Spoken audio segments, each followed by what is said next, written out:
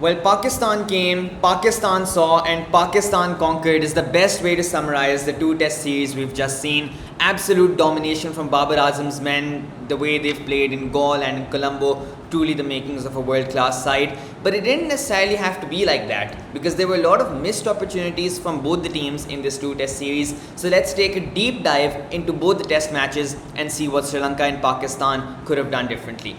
The first test at Galle, Sri Lanka won the toss, opted to bat first, and Shaheen and Naseem blew them away with the new ball. 54 for 4. You thought this could be 150 all out easily.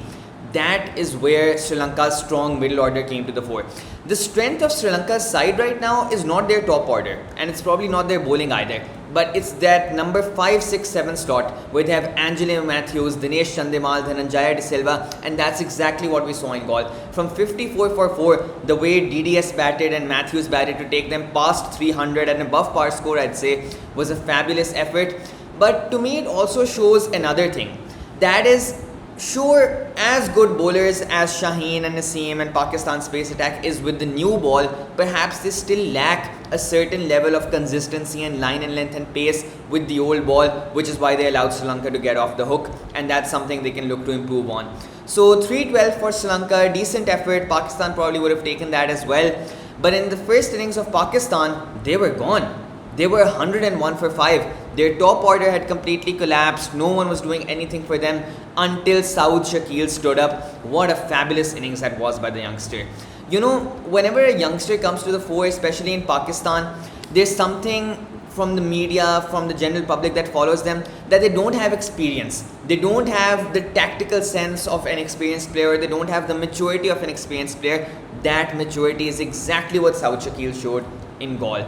To score a double century with so much pressure, with the top order collapse, you have to bat with the tail, you have to bat with Salman Agha, and the way they managed to power Pakistan from a position of weakness at 105, still 200 runs behind Sri Lanka's total, to ended up taking a massive 140 run lead, sealing the test match, was a fantastic effort. Credit as well to Salman Agha, and I thought it was really great to see the dynamic between Agha and Shakeel, because while Shakeel made sure that he batted solidly, stayed there, didn't lose his wicket, Agha was aggressive, and Salman went after the bowling so that the Sri Lankan bowlers could never rest.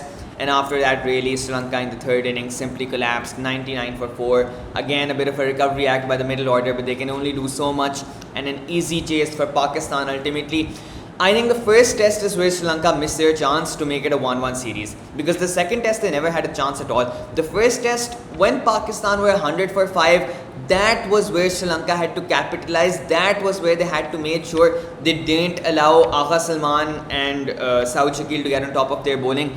Had Pakistan been bowled out for even 200, 250 there, Sri Lanka probably would have won the game, because we saw in the fourth innings the pitch was much more difficult to bat on, and Pakistan, while chasing 130, still lost 6 wickets. So to me, what that says is, had Sri Lanka even set them a target of 200 perhaps, it would have been a really, really tight game.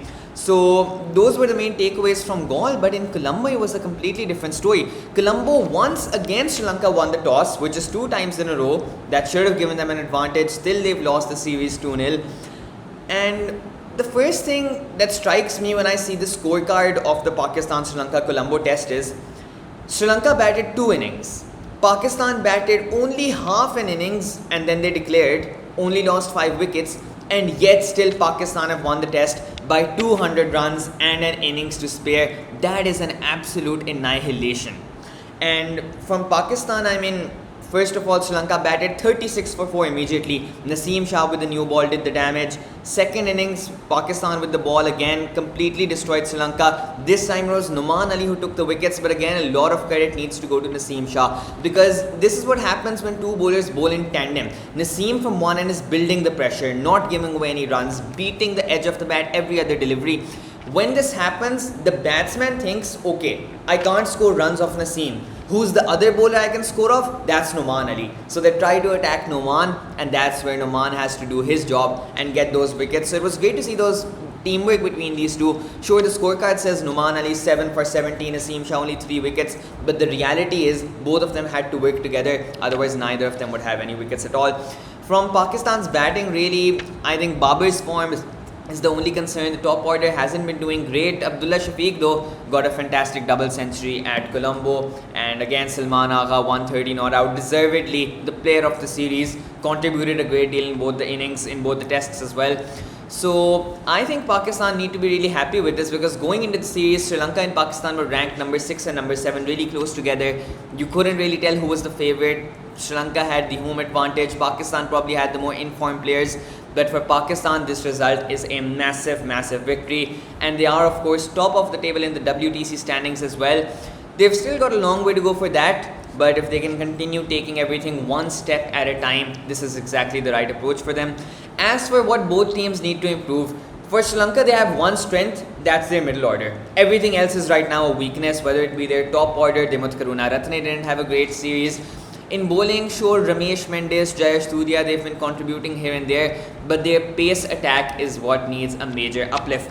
From Pakistan, I think the biggest question on Pakistan coming into the series was their spin attack. Do they have the bowling to take wickets on the spinning surfaces of Sri Lanka? But I think Abrar Ahmed has done a fantastic job in both the tests.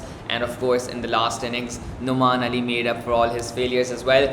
Still, I think Nauman is probably the weakest link in the Pakistan attack. So he's probably something who will be under the fire and under the radar going into Pakistan's next and upcoming series.